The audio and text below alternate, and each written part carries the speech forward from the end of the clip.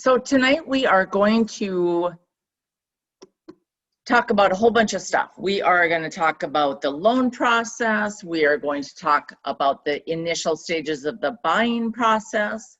We are going to talk about from accepted offer then to closing. And we're also going to talk about the market. And I'm going to help you understand the market and what it's doing, and being in a seller's market, how you can win as a buyer in this market. And I know you've heard that it's a challenging market, and it is, but with the right agent and the right attitude, you can win in this market and on your way to home ownership. So I am a real estate agent with Century 21 Morrison. I have been with Morrison for going on 4 years. I am one of the top 50 Century 21 agents in North Dakota. My life motto is every day is a gift. I am in real estate because I love helping people, and it just warms my heart to see people buying their first home, and it gets me so excited when they get that key in the door and they open the door to their new home.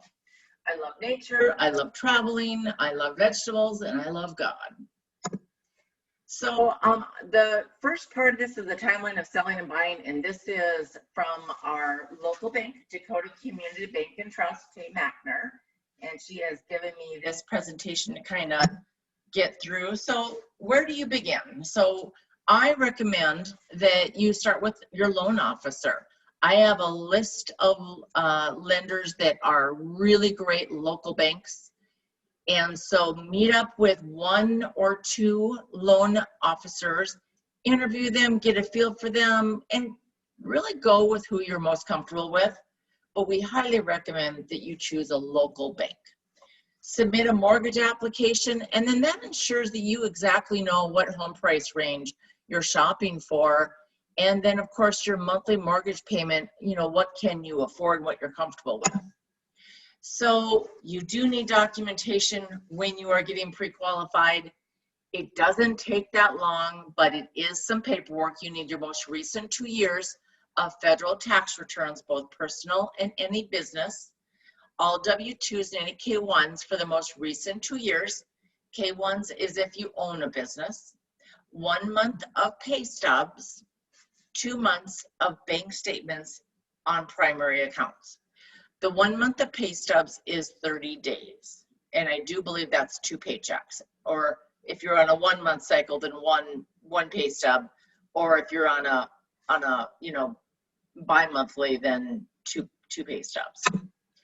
And as I said, you can get qualified in a matter of days. How do you get the best deal on a mortgage? I can't stress this enough. Right now is a great time to buy. I mean, mortgage rates are historically low. If you were to talk to anyone who's in their 50s, 60s, and 70s, they remember mortgage rates up in the 17%, which does seem crazy. So at 3.2, 3.3%, it is still historically low. And of course, your credit score and how strong of a credit score you have, that's certainly going to impact your interest rate and put you in the best position for lower mortgage interest rates. The higher your credit score, the better your mortgage insurance will also be. The earlier you reach out to your insurance agent, the more time they have to find the best policy for you and your home. What is the minimum down payment for a conventional loan? It is 5%. There is a very big myth out there. I would love to bust it out wide open. It is no longer 20%. The minimum is 5%. The North Dakota Housing and Finance Agency in North Dakota, which they do have a local number, you can just search for them and Google them. They also have some great programs, including first-time home buyers, including Roots program. Roots is for anyone who's even a second-time home buyer. someone who might be in an older demographic but is buying another home, there are programs for you too. So if you had a $300,000 home and you put down a $15,000 down payment, your loan amount will be $285 if you had that $15,000 down. $400,000 purchase price, $20,000 down, it'd be a $380,000 loan. And if you had a $500 purchase, you had $25,000 down payment, then you would have a $475,000 loan amount. So I have the coolest tricks in my phone which permit me to give you a whole bunch of calculated scenarios of what you want to afford, the home level that you want to afford, what your mortgage payment might be, and we can maneuver around and crunch a whole bunch of numbers even when we're out shopping for houses. Here's a little quick video for you.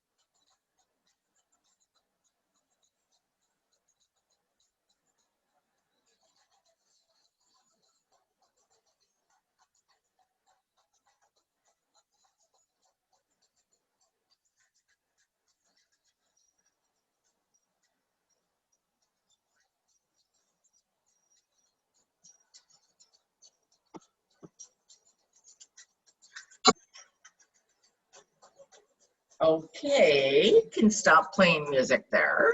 Okay, what is PMI? Private Mortgage Insurance. Don't be afraid of PMI. It's not that bad. So save up. This is the PMI decision. You save up your money for your down payment and you put 20% down. So the myth comes when you put 20% down, then you can avoid the private mortgage insurance. Or you just purchase your private mortgage insurance and you get your home now. So, that's all within your comfort level, whatever you are comfortable with. But here's an idea on what the cost is. So let's say you have a $300,000 purchase price and you put 5% down, your credit score was 760, be $59.38. If you put 15% down, it'd be $38.25. So it's not, as bad as some people think.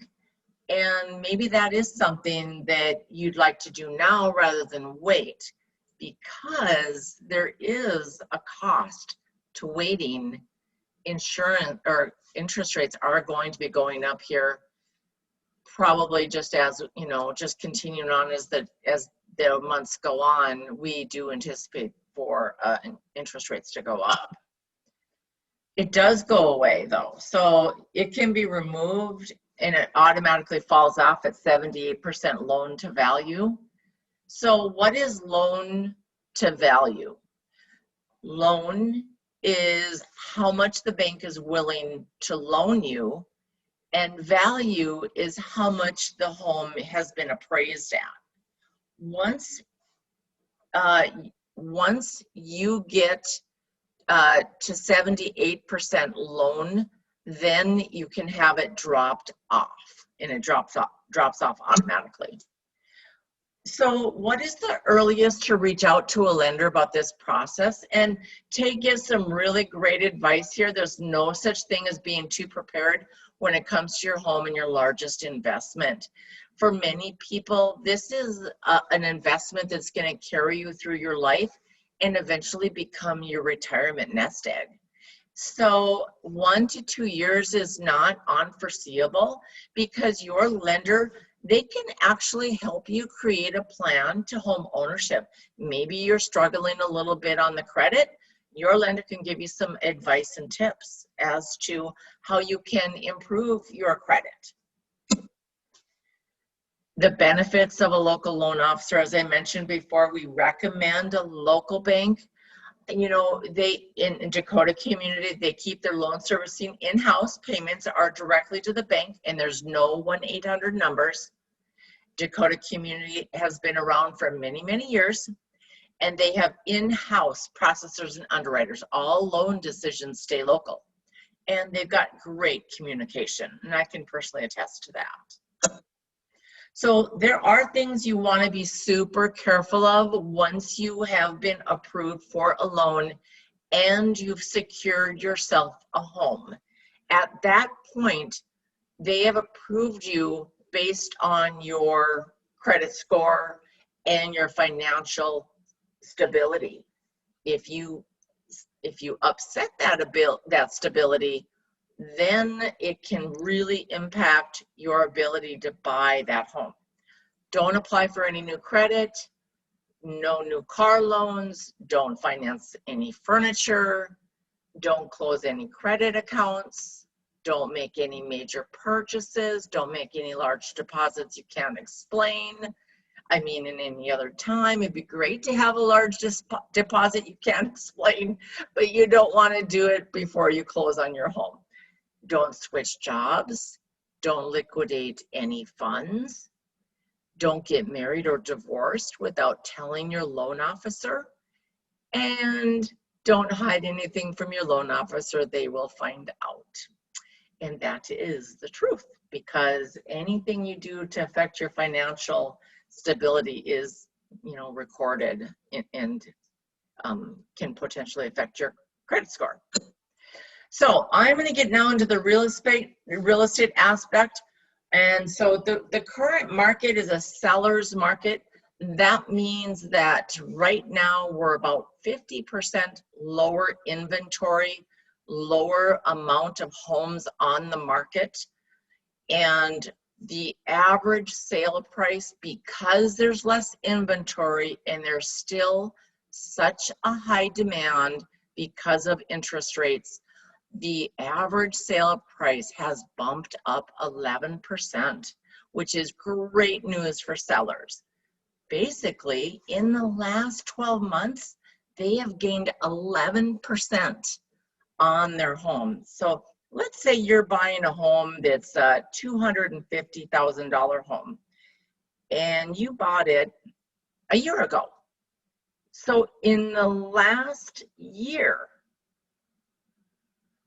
it would have grown $27,500. And that is something you can take to the bank. So the average days on market, everything is getting snapped up in many, many price ranges. It depends a little bit on the property type. It also depends a little bit on the price range, but the average days on market is right now 52-ish, and it's down 23% from this time last year. But the good news is that you don't have to listen to the news in regards to this housing market is going to crash. It is not going to crash. There is far too much homeowner equity. Over 40% of all homeowners in the United States own their home free and clear. That reason alone is one of the key reasons why we had our 2008 financial lending housing market tumble.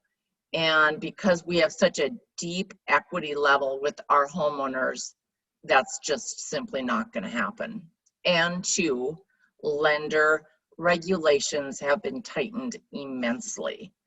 Total sales year over year, in 2019 we had 1,877. We have clipped upwards to almost 2,300 in the last year. So it's a great time to buy. As I mentioned, it's 3% now. Historically, like I said, it says here 13%, but I know for a fact they were even higher than that. Give you another little video just to keep things interesting for you.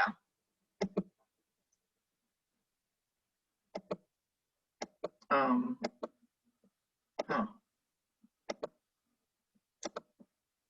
maybe not. I'm skipping past this. That's okay though, because I actually just told you everything that you would have heard in this video. You heard it from me, the expert. So here is just a summary of why use a real estate agent. First of all, contracts. Contracts give most people the heebie-jeebies. We are excited to write contracts. We know our contracts, we know our verbiage, we know exactly what to say, what to do to protect you, the buyer. Experience. It is truly with experience as a real estate agent and working with many buyers, working with many sellers, that we are well versed in real estate and the many, many variances that occur in real estate. Negotiations, you know, we negotiate in our sleep. We act as a buffer in negotiation because we're calm, collected, and soothing. We're highly educated. Not only do I go through the expected 9 hours of continued education, but I go through probably another 9-10 hours of education every year.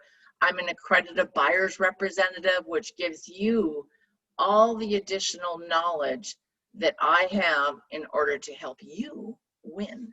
Pricing.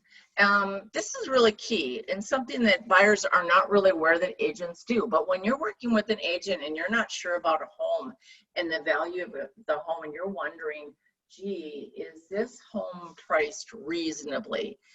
And so that your agent or me, we are going to do a market analysis or evaluation on that home to see if it is in line with the market, because it would not be the first time that sellers decide they want to price higher for the market and see if they can get a buyer. Then we got the middle of the road, which is your fair market value, which is where the majority of buyers are going to be at. They are attracted to fair market value. And then you've got lower market on sale pricing, which is where we trigger multiple offers in a selling situation. And so there are different ways to price, but your agent and me, we can help you become educated on pricing. So is it the right time to buy? I think you kind of know the answer to that by now. So last year, your equity, let me get my little cursor, your equity would have been $133,000. That was based on 3.5% interest rate. Last year, the home was only worth $301,000. Holy cats, it's $350,000 now. And your interest rate is a little lower than last year, according to this table. So equity, they even got higher equity now. But what if you waited another year? Maybe you're thinking, oh, you know, that I want to avoid that PMI. Maybe I should wait. Don't wait. That's all I can say. Next year, values are going up, interest rates are going up. And when that happens, this happens. So you're gaining more equity by buying now, simply because the equity in your home is high and your interest rates are low. So I'm going to dig into the step-by-step home process. When you are done with your lender and you are pre-approved, you bring the letter to me and we celebrate because you are approved for a loan. Woo! And then you go into a consultation with your agent. We visit about your needs and wants and preferences. We sign paperwork, one of which is your buyer's representation agreement, and then an agency agreement. Those two pieces of paperwork are very important. They are what, how do I want to say this? Sorry. They are what helps you be represented in a home buying process. Without that, you're not represented. So application for pre-approval, we did that. Credit report, buyer agent previews properties. This is very key right now because right now you're seeing few homes on the market, but how come you see homes coming on the market and they go under contract in 0 days? How does that happen, right? Well, Century 21 Morrison, we're a very big brokerage. We have over 100 agents in North Dakota. We have 3 offices. Because of our size and because we share properties the day prior, oftentimes we are ending up selling properties before they go on the market. That's to your advantage, because then when I see a property coming up as a coming soon listing, I am calling you and we are running out there and we are looking at the home, and if you love it, we're going to put an offer in. We're going to get in the system the next day and it's going to go 0 days under contract. Woo! And you can start celebrating because your agent is on top of it. So you make an offer on the property. I do a market valuation. It looks all good. We negotiate terms of the offer. Here is where you might have your lender having told you, by the way, you need to get closing costs covered in some way by the seller. Try to get $4,000 paid for by the seller. Not uncommon whatsoever. That's part of the negotiating. That's part of the contract. We write it up, make sure it's in there. And once we've come to an agreement, we have a final contract. Everyone signs the paperwork. You celebrate. You pour yourself a bottle of orange, a glass of orange juice, or a glass of champagne. You make sure to start arranging your homeowner's insurance. You set up the rest of your contingencies. Your agent or myself, we're with you every step of the way. We work through the home inspection. We do a radon test because North Dakota has high radon. So we do a radon test. And then from the home inspection, you might have something that comes up in the home inspection. First of all, I want to clear up home inspection fears. There is always going to be things that are going to be found a little wrong with a home. If it is an existing home, and even new homes, we find things wrong with those homes. It's just a matter of, are you comfortable with that repair or are you not? Is it an expensive repair, or is it, you know, something like a smoke detector? Could you just replace that smoke detector? Probably. So when we go back to the seller and ask for repairs, we want to make sure that we're being reasonable and respectful, and ask them for things that you cannot afford to do yourself or things that you don't know how to do. All right. You know what? I have not been checking. Well, I can get on Facebook anyway. Unfortunately, I was going to check my Facebook, see if I had any questions. You know, hang on for a second. I don't have any questions. Okay, sorry about that, guys. And so we agree on the repairs.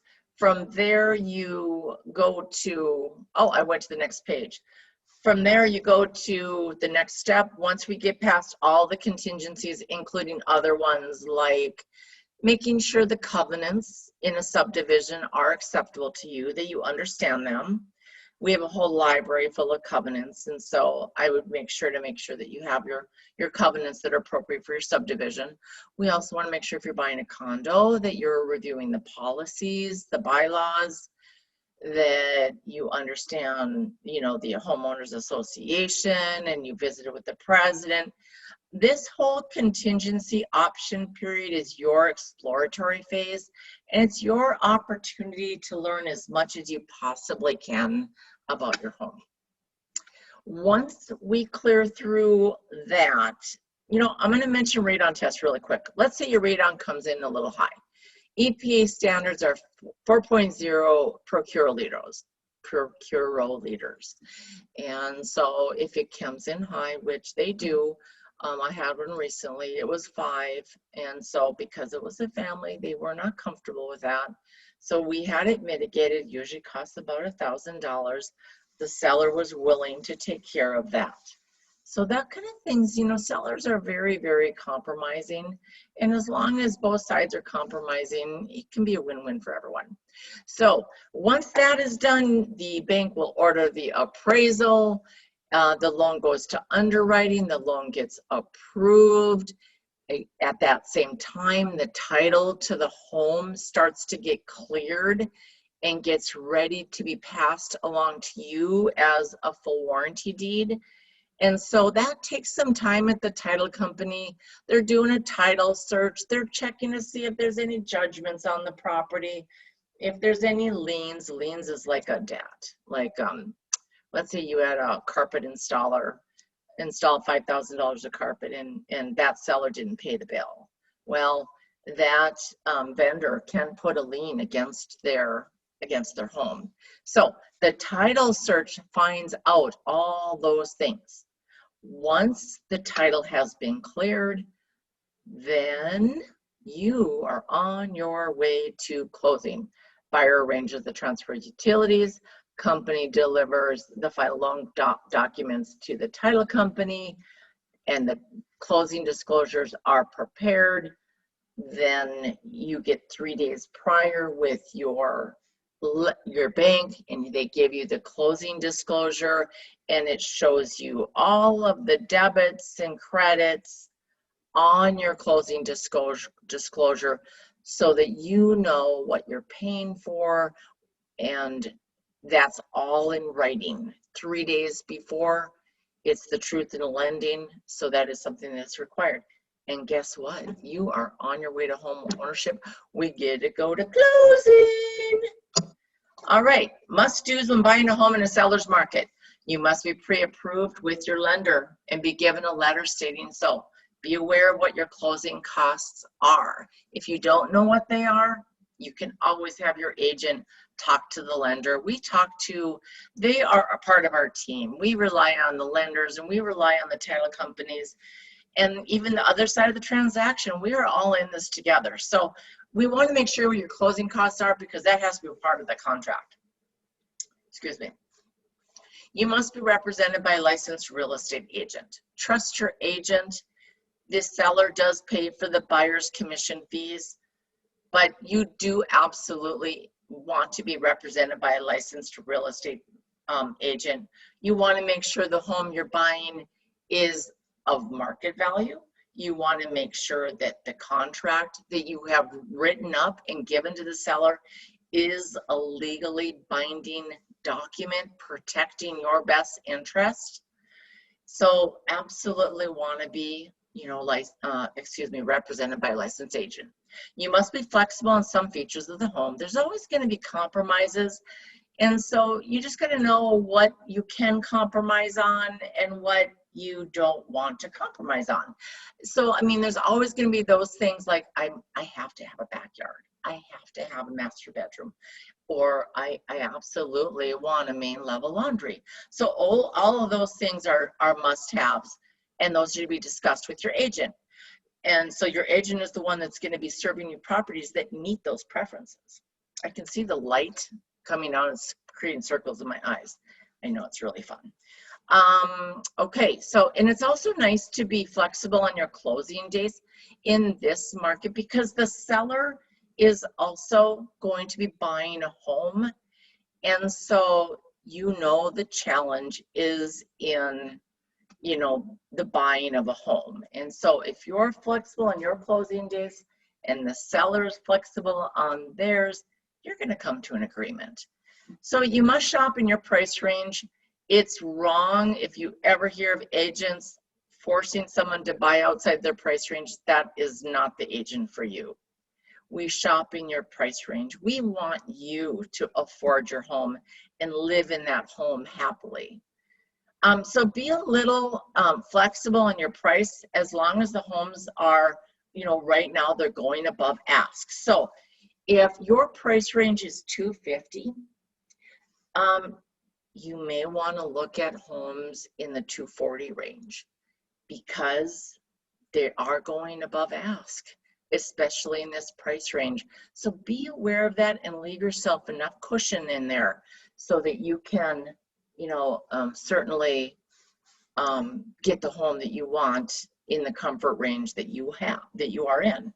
So, and present the best price possible the first time.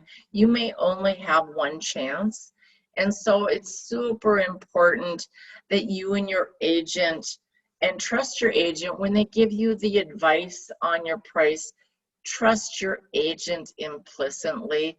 They know the market, they work it and live in it every day. So just make sure that price that you are presenting on your offer is the best possible price the first time, no holds barred. That's it. In fact, I just read an article not that long ago that, you know, to consider the asking price of a home the lowest price the seller is willing to accept. Kind of like if you were in an auction and there was a reserve price, they're saying that to even think of that kind of like a reserve price. I know it seems crazy, but that's okay.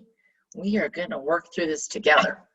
You must act quickly when you love a home and be prepared to make an offer immediately. If you don't live in the area, we are doing FaceTime tours, video tours, Zoom. We are doing everything virtually if you're from out of state.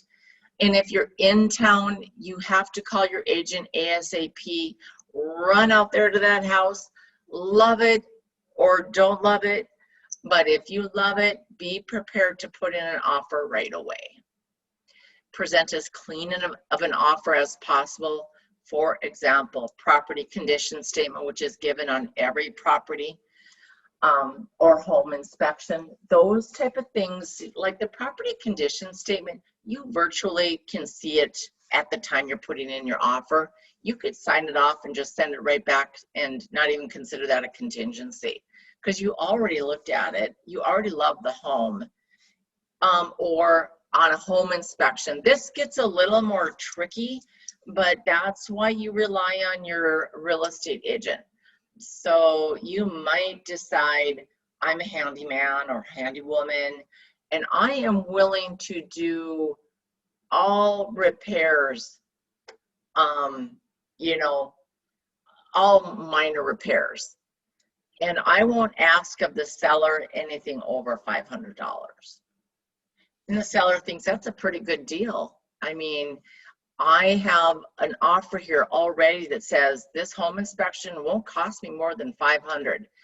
Another offer might be written and it doesn't even have that in there. They don't know how expensive a home repair list might be from another buyer.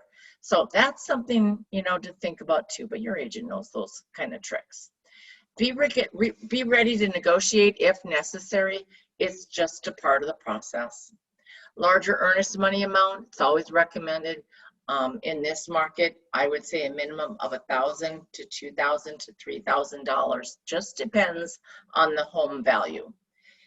I really am a big believer in being super educated. Be an informed home buyer. Read my home buyer's guide from front to back. It is, I'm going to say it's like 25, 30 pages long.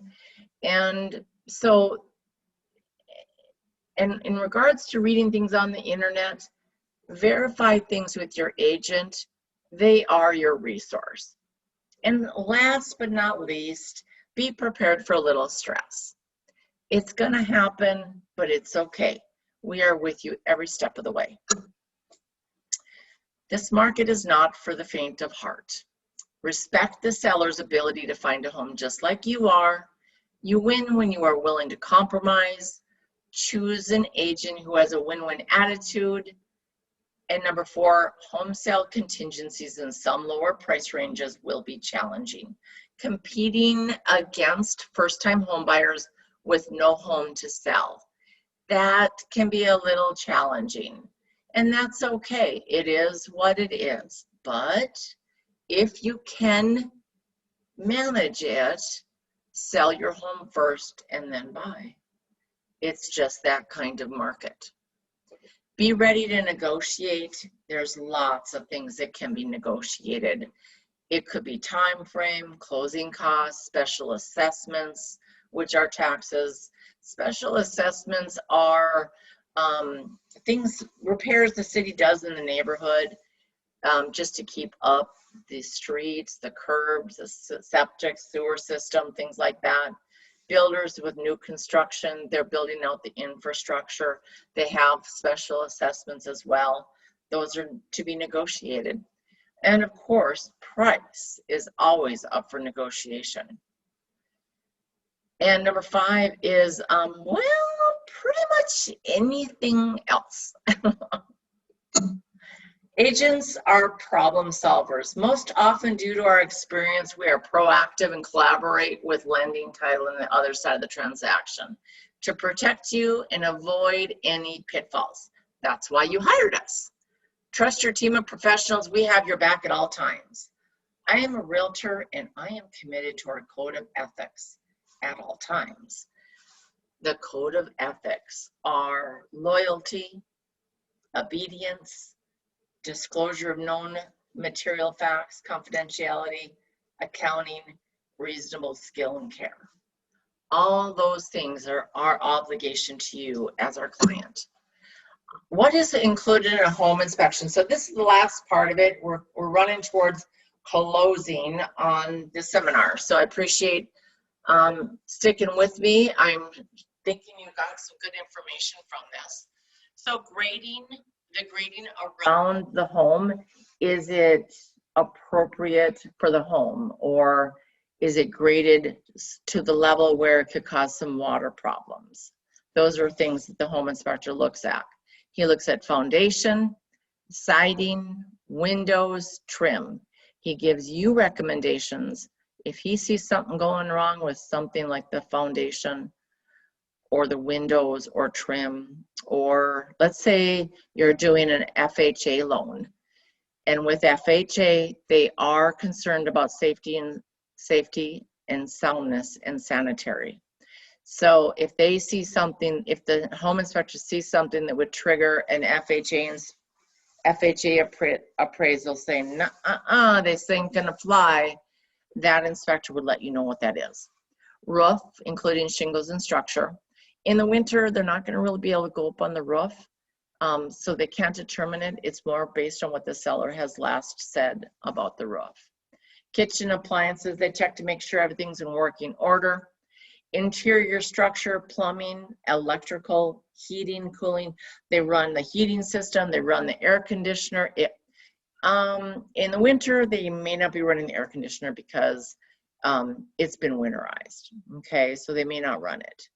But they will run all the plumbing, make sure everything's working. They'll check your electrical outlet, make sure that that is, in line. And with every existing home, there's always going to be things that are not according to current code. That's just a fact of life, and the home inspector will tell you that. If he sees something that is a safety concern, he's going to let you know that. Absolutely. The attic, insulation, structure, and moisture, they'll climb in the attic, give it an eyeball, check out the insulation, check out structure, make sure it's being ventilated. If there's any condensation in there, making sure the ventilation systems in your home, in the bathroom, etc., are ventilating up through the attic. They do point out a lot of stuff in a home inspection. They can be 40, 50 pages long, and I think you'll find it really, really interesting. They run between 300 and 350. So radon, what is it? It is a cancer-causing gas that comes from the ground. And different parts of the nation have radon, and others simply don't really even know what it is because they just don't deal with it. Radon is cancer-causing. So we do test for radon, and some areas of town are more likely to have radon than others. So I always recommend radon as a contingency and to make sure that that gets tested. That's just for your safety. Then once the home inspection is done, they do a full walkthrough of your home. They explain how to use everything in the home. It's like they're just getting you familiar with your home and giving you the ins and outs about the home and little tips and tricks. And then that home inspection report is yours to keep, and you will use it and refer back to it. And they'll give you just some really great ideas, especially as a first-time homeowner.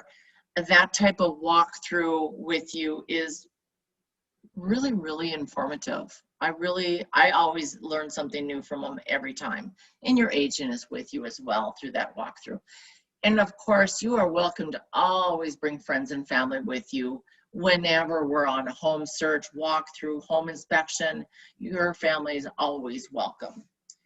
And I think that is almost it. Best practices, buyer tips, be prepared. There's always going to be items that will need repair in a home. You can't ask a seller to repair everything. We recommend repairing any item affecting soundness, safety, and security or sanitary. Seller tips, repair any large items that need repair.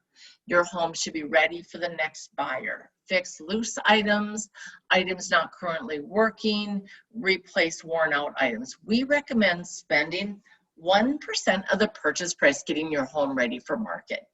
And so when a seller is coached and does that based on the advice from their agent, then the experience from the buyer side is always a good, can be a much improved experience.